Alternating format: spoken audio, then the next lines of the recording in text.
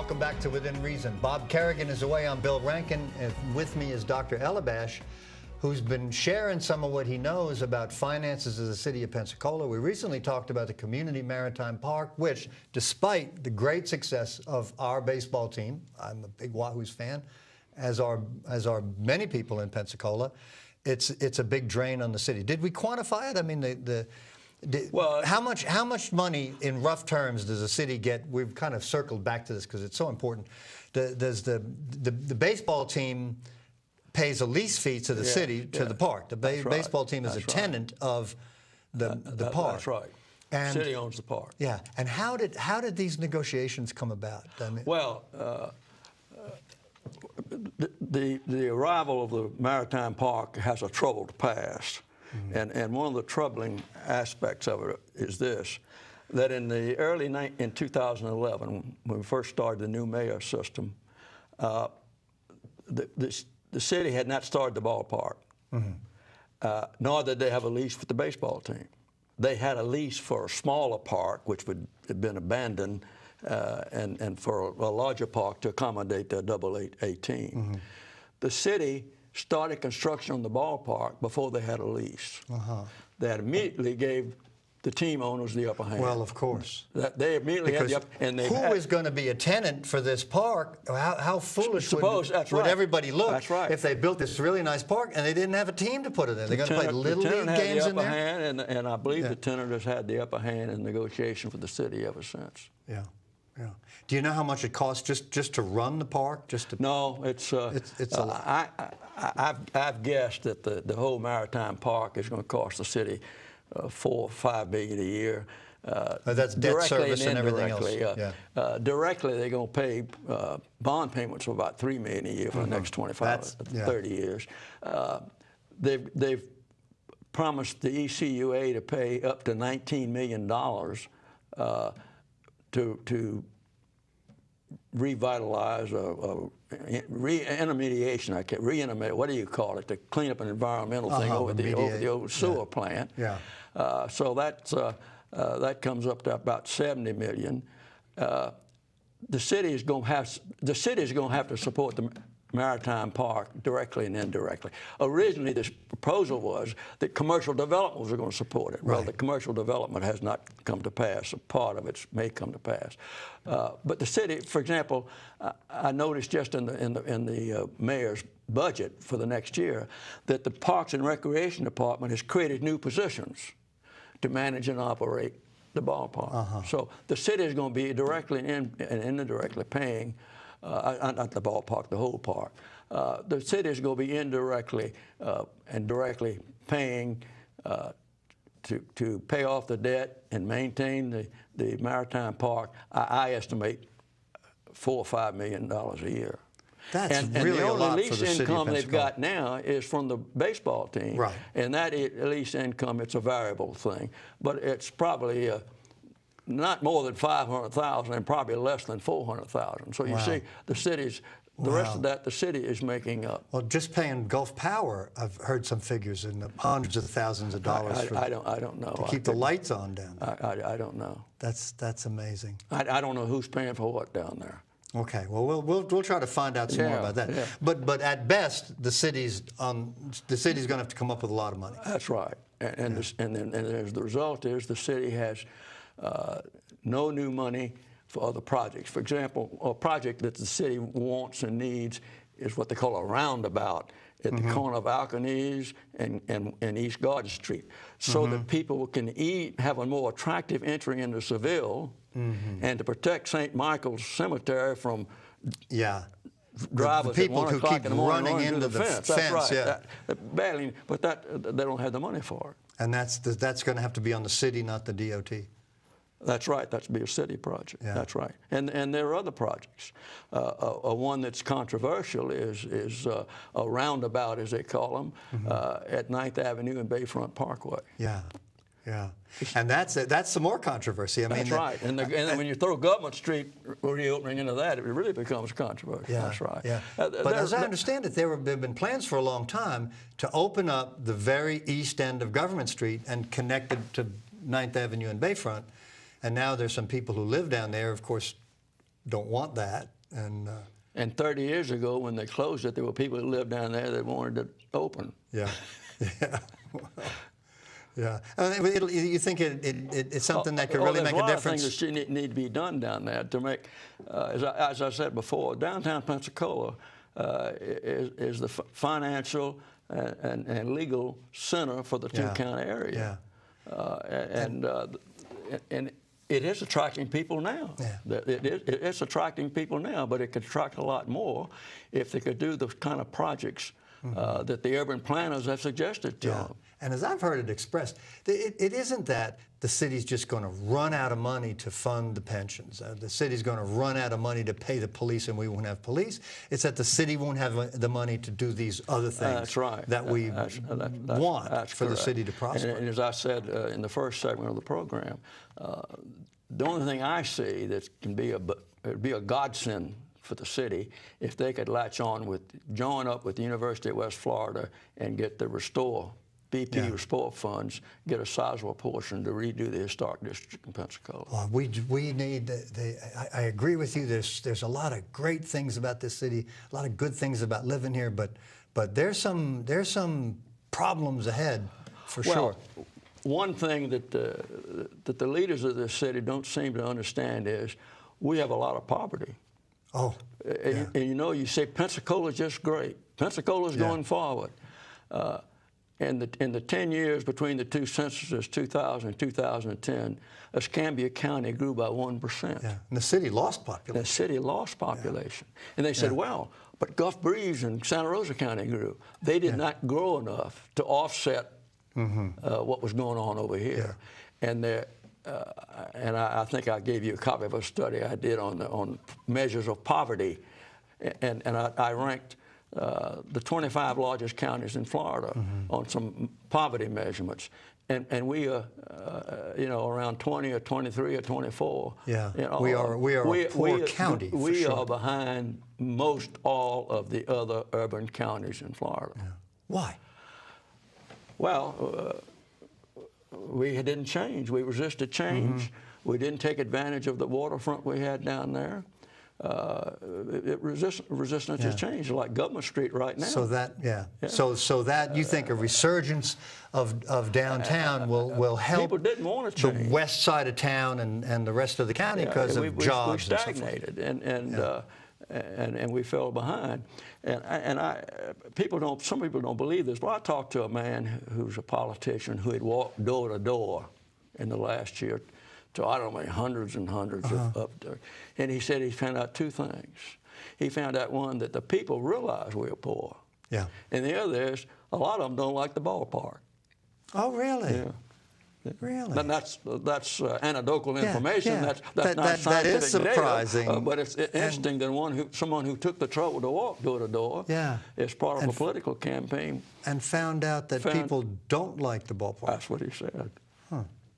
Because the only reason for not He's liking... not a member of the establishment. Yeah.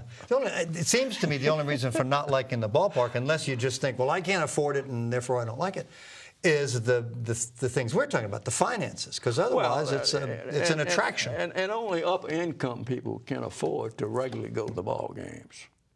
Yeah. Well, do we know... Most people can afford to go 1 or 2 times a year or something like that. Yeah. But not everybody can afford a season ticket. Yeah, of course. Although the season ticket prices are, by the standards of professional sports, very cheap, very affordable. Yeah. And how do we know that? Are there studies that say that the lower income people only come to or is it just common sense? That's my observation. Yeah. That's my observation. I have no. Well, if it takes a family $40 or $50 to go to the ballpark, certainly low income people can't go to 70 games. That would eat up all their income. Yeah.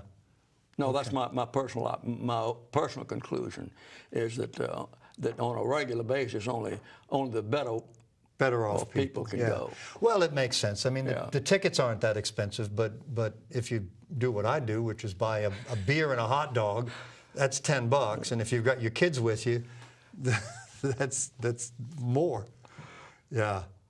Let's talk about something else, because you started talking about one of Pensacola's great advantages is the waterfront, and the city had all this waterfront property, and it's a pretty view, and people like to be, and it's cooler. Right.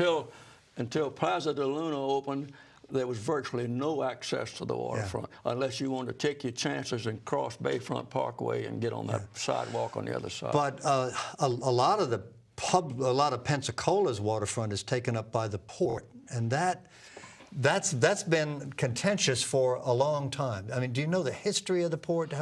Well, people have given me information. The oldest piece of paper I've got was a newspaper report in 1970 by a committee that examined the port, and it was headed up by then attorney named David L. Middlebrooks, later a federal judge, D.L. Middlebrooks. And what he told the city council was it was obvious that the other two counties were not willing to join in and provide financial support. There was a committee in mid-1980s that Judge Lacey Collier chaired. You were on that committee. That one. There was one about 1988 and 89 that former Councilman Howard Ryan chaired, and the purpose of it was to write a charter. But when we finished, the delegate from Milton said his people were not interested. So the city council did not pursue it. There was another committee in 1994 chaired by then Councilman Rhett Anderson to do a port authority. After a few months, they quit meeting because it was clear that the Santa Rosa County representatives. Well, what's the inducement for? What's in it for Santa Rosa County? I mean, there aren't that many jobs at the port, are there? Well, no, there are not many jobs at the port. Especially now that they're more automated. Well, they apparently feel there is no inducement because they never shown. Why would they? Yeah. And if they like the port, why should we support it if Pensacola's going to do it? Yeah. Yeah. Yeah. I mean, you got. got. They had another committee in the late '90s, chaired by Admiral Pete Booth, and he's a great guy, and he did a great job.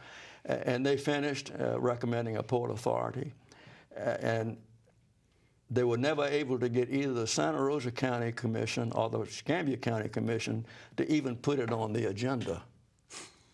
Not only were they wouldn't consider it, they wouldn't even put it on the agenda. Yeah. And that tells you that the lack of the support for the Port of Pensacola is those few people who benefit from it or think they benefit from it, and a core of people here who have great emotional and sentimental longing for the port. The port is a sacred cow. It has been a sacred cow at City Hall for years. Yeah.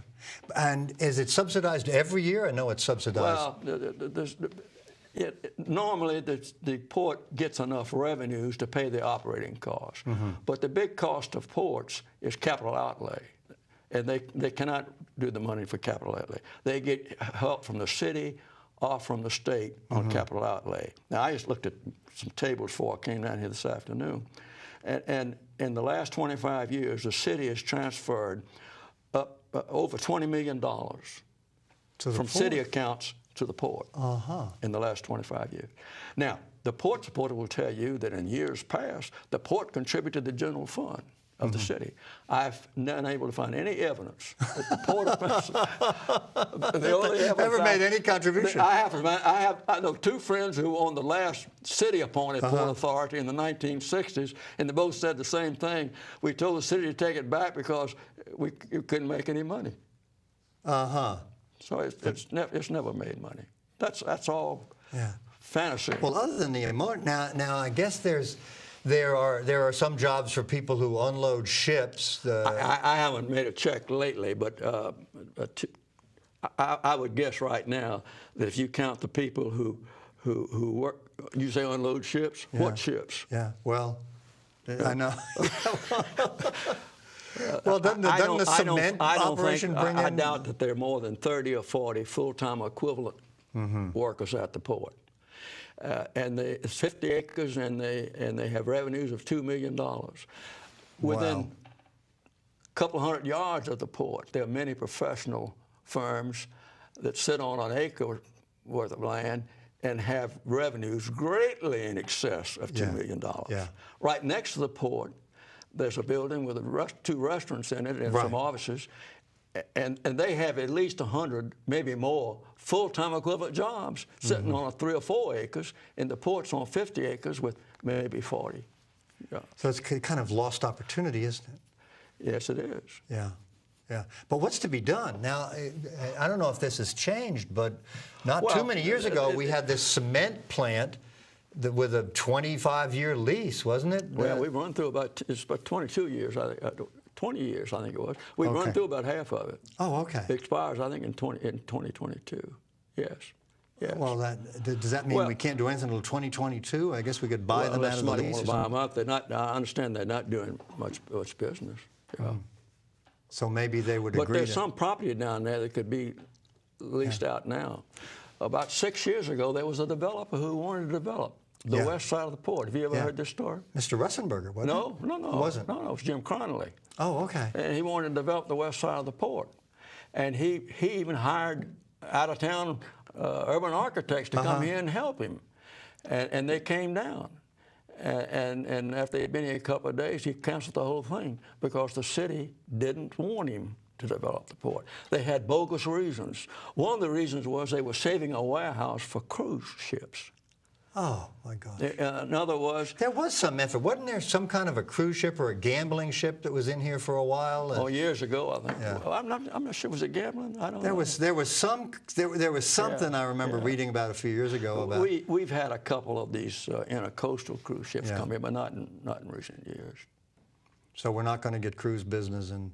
Well, Mobile has a $23 million cruise terminal, but no cruise ships.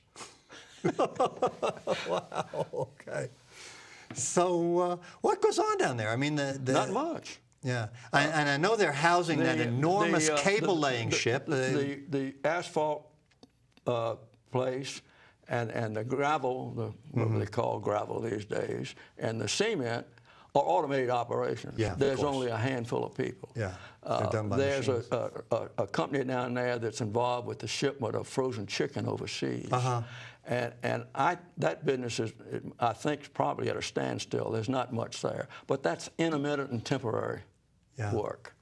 Now, so on a full-time equivalent basis, it's very little. Wouldn't it take? I mean, let's say that the city wanted to do something. But wouldn't it take? Wouldn't you have to have environmental cleanup? I mean, wouldn't you have to invest many millions of dollars to turn it into something else? Well, that's something they've put off doing. They've never done it. Yeah. And I was told by one former city official, we're afraid to do it because we don't know what we're going to find. Yeah. Well, that was an excuse not to do it. Yeah. That's right. The city should have an environmental evaluation made. But with today's environmental standards and cement and all the stuff they've had in there and asphalt. Then you ought to know that. Yes. You ought to know that. Yeah. If it's the mayor has appointed 3 good committees. One's the one you on, the pension committee. The other had a port committee last year, about the time yours is, and they give a very good report. They recognized that we should keep some limited deep sea port capability, so limited down the south end of the port. But they recommended that other uses be found for other portions of the port, but nothing's happened. Now, there's a warehouse down there called Warehouse Number 4. I forget how big it is, and it's modern, sitting just at the head of Confidential Slip. A valuable piece of property. Yeah. And the city has never put out an RFP, never put out a request for proposal for it, because the port is a sacred cow. Good grief. That's why well, you think with all the fresh winds blowing through. And now they do have some business down there that they've gotten in the last couple of years, servicing ships that deal with the offshore thing. Yeah. And that's good business. Yeah. It won't support the port, but it's good business. They bring in some fantastic-looking ships that people like to go down and look at. That ship that's been down there for a long time is amazing. They have a few jobs like that ship that's been down there. They're working on that. Yeah. And I don't know how many people are working on it, but that's good business. But we for years we've been hearing something's good about to happen at the port, and we've heard that's going to happen, but then it never happens. Never does. Never happens. We're going to take a short break. With me is Dr. Clarence Elebash, Professor Emeritus at UWF and very knowledgeable about we used to teach finance, about finance and in general and city finances in particular. And in our next segment, we're gonna get back into the public pension situation and challenges. Please stay with us. Within Reason, we'll be right back.